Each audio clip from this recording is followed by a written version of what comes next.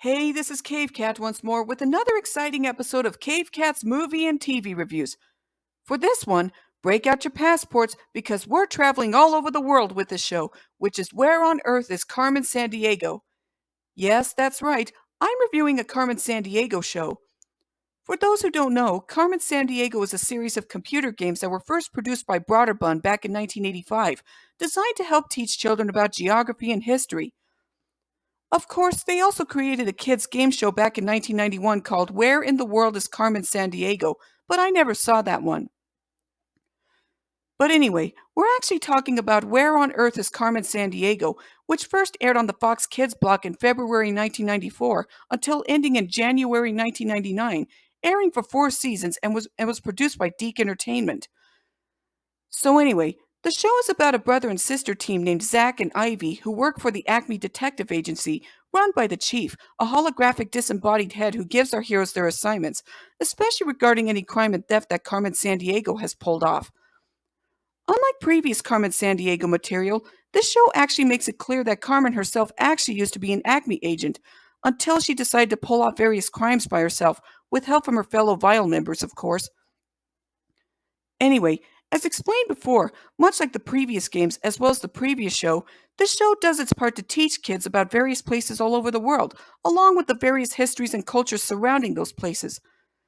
I really like the characters presented in this show, with Ivy being the no-nonsense action girl who is the more serious of the duo, and Zach being kind of the jokester of the pair, but is skilled at speaking any kind of language, which comes in handy when he and Ivy come across any patrons who don't speak English in whatever place that they visit.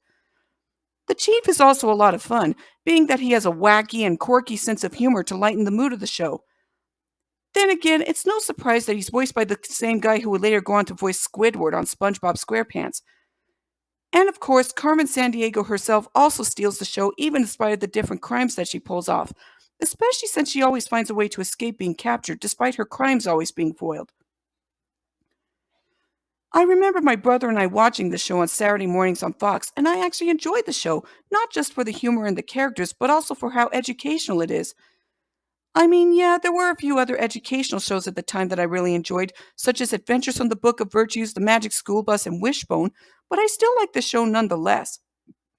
I really like how the show does its part to teach children about different places all over the world, while also throwing in some occasional humor to lighten the mood, without overstaying its welcome.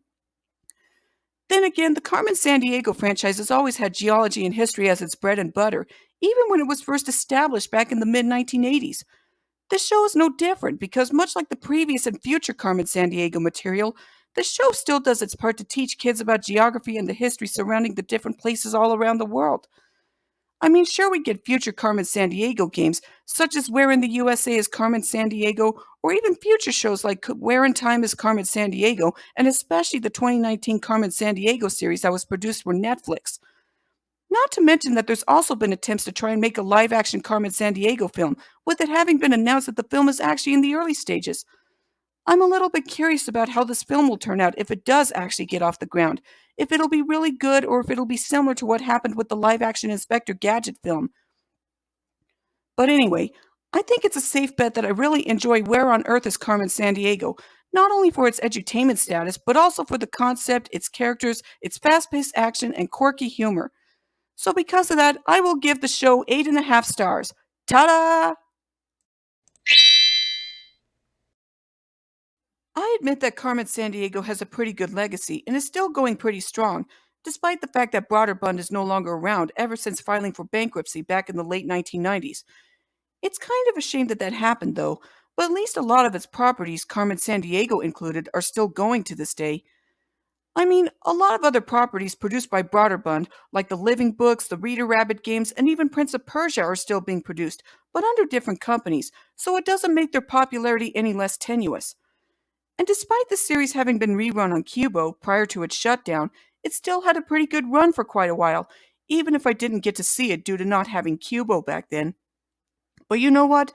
I'm not too concerned about that because I actually got to see episodes of the show on YouTube, and I'm glad that I was able to relive those memories. So anyway, I hope you all enjoyed this episode of Cave Cat's movie and TV reviews. As mentioned before, be sure to like and subscribe to my YouTube channel for more episodes or whatever video that I'll come up with next. So until next time, later.